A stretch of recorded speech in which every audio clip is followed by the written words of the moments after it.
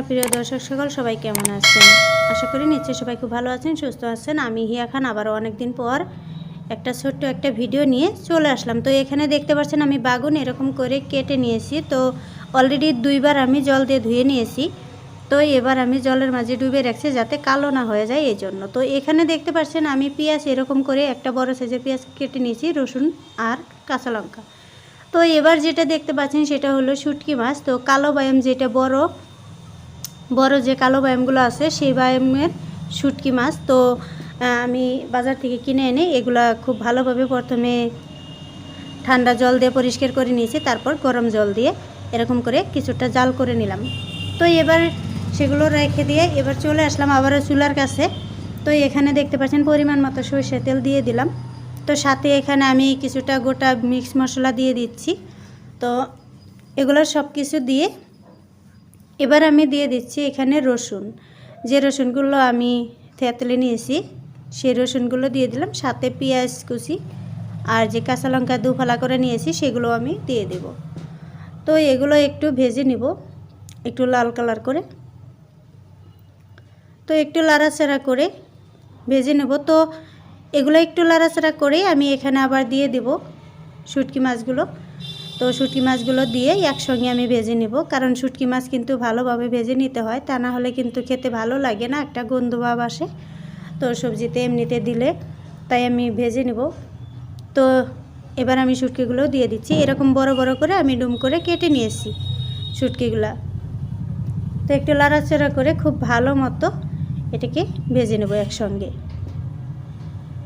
তো দেখতে থাকুন, সাথে থাকুন। অনেক দিন পর আসলাম, তো আসলে কি বলবো, অনেক দিন পর ভিডিও নিয়ে আসলাম আপনাদের মাঝে, ছোট্ট একটা সিম্পল ভিডিও। তো হয়ে গেল,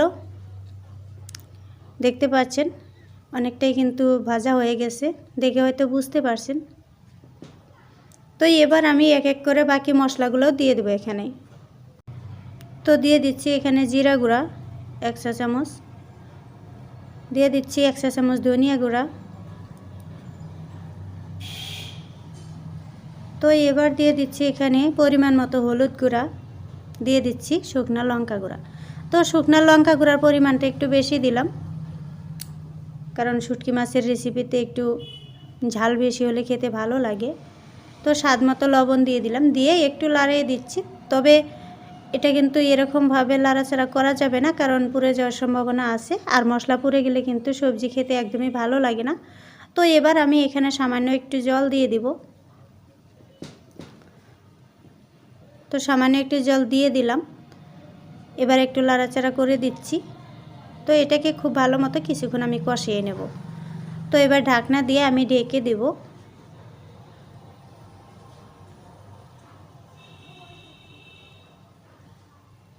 তো ঢেকে দিলাম, কিছুক্ষণ পর ফিরে আসব।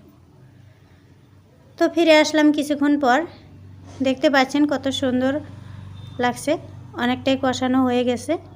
তো জলটাও কিন্তু অনেকটাই কমে গিয়েছে। তো এবার আমি ঢেলে দিচ্ছি বেগুনগুলো, যে বেগুনগুলো আমি কেটে রেখে দিয়েছিলাম। এই বেগুনগুলো কিন্তু একদমই লোকাল বেগুন আর একেবারে কমলা বেগুন। তো এরকম বেগুনের রেসিপি কিন্তু অ্যাকচুয়ালি খেতে দারুণ লাগে। তো এটাও আমি কিছুক্ষণ কষিয়ে নেব, ঢাকনা দিয়ে ঢেকে রেখে দিলাম। তো কিছুক্ষণ পর ফিরে আসলাম, কষানো হয়ে গেছে, ঢাকনা তুলে দেখছি। তো দেখুন কালারটা কত সুন্দর এসে গেছে এখনই, আর কষানো হয়ে গেছে। যেহেতু বেগুন বেশি একটা সময় কষাতে হয় না, কারণ অনেকটাই নরম জাতীয় একটা সবজি। তো এবার আমি এখানে পরিমাণ মতো জল দিয়ে দেব। তো খুব বেশি দিতে হবে না, সামান্য একটু জল দিব।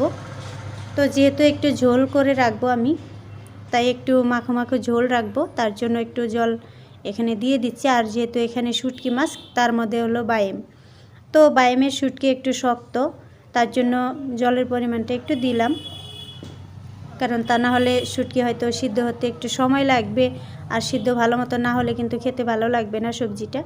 তো এবার ঢাকনা দিয়ে ঢেকে অপেক্ষা করছি হওয়া পর্যন্ত। তো অলরেডি হয়ে গেছে সবজিটা, দেখতে পাচ্ছেন। এবার আমি এরকম একটা প্লেটের মাঝে ঢেলে নিচ্ছি। তো দেখুন কত সুন্দর লাগছে। তো রেসিপিটা আপনাদের কাছে কেমন লাগছে? যদি ভালো লেগে থাকে তাহলে অবশ্যই একটা লাইক কমেন্ট শেয়ার করে পাশে থাকবেন ইনশাআল্লাহ। আর আপনাদের কাছে ছোট্ট একটা রিকোয়েস্টে, যারা আমার চ্যানেলটা এখনও সাবস্ক্রাইব করেনি তারা এখনই সাবস্ক্রাইব করে পাশে থাকে বেল আইকনটিকে ক্লিক করে অল অপশানে ক্লিক করে দেবেন, যাতে আমার বানানো প্রত্যেকটা রেসিপি সবার আগে আপনাদের কাছে পৌঁছে যায়। আর যারা সাবস্ক্রাইব করেছেন, সর্বদাই আমার চ্যানেলে ভিডিওগুলো দেখে থাকেন, তো তাদেরকে জানাই অসংখ্য অসংখ্য ধন্যবাদ। কাছে বা দূরে, দেশে বা বিদেশ থেকে সর্বদাই আমার পাশে আছেন। তো সবাই ভালো থাকবেন, সুস্থ থাকবেন। আল্লাহ হাফেজ। আজকের মতো এই পর্যন্ত, দেখা হবে আবার পরবর্তীতে কোনো ভিডিওর মাঝে।